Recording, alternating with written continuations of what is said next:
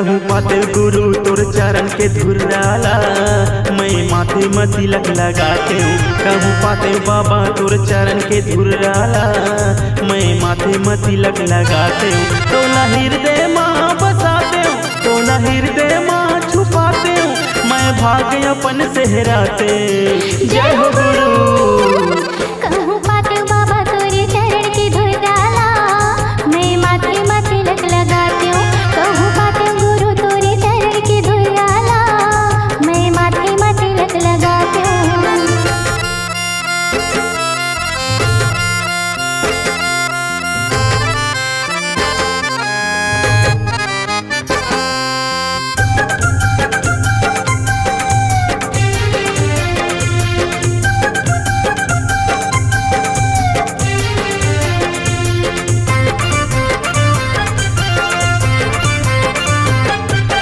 सोने की थारी कलश लगे बाती, आरती सजाते भाव भाव दिन राती।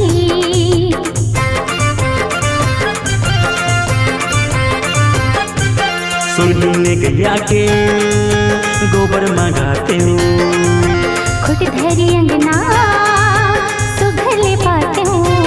तोला हृदय माँ बसाते हूँ, तोला हृदय माँ छुपाते हूँ, मैं भाग्य अपन सेहराते। जय हो गुरु। कहूँ पाते बाबा तोरे चरण के धुर्राला, मैं माथे में तिलक लगाती हूँ। कहूँ पाते गुरु तोरे चरण के धुर्राला, मैं माथे में तिलक लगाती हूँ।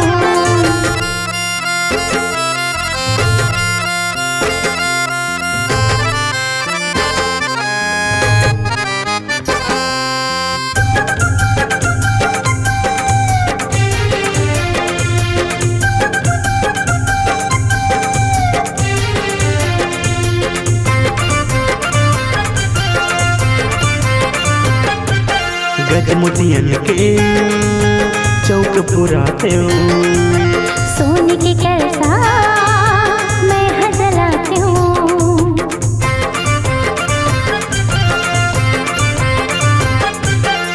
मखमल के गदिया बिछाते हूँ, वही मगुरु तोला बैठाते हूँ। तोला हृदय माँ बसाते हूँ, तोला हृदय माँ छुपाते हूँ, मैं भाग्य अपन सेहराते।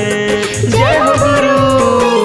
कहूँ पाते बाबा तोरे चरण के धुर्राला, मैं माथे में तिलक लगाती हूँ। कहूँ पाते गुरु तोरे चरण के धुर्राला, मैं माथे में तिलक लगाती हूँ। मैं माथे में तिलक लगाते हूँ, मैं माथे में तिलक लगाती हूँ। मैं माथे में तिलक लगाते हूँ, मैं माथे में तिलक लगाती हूँ। मैं माथे में तिलक लगाते हूँ।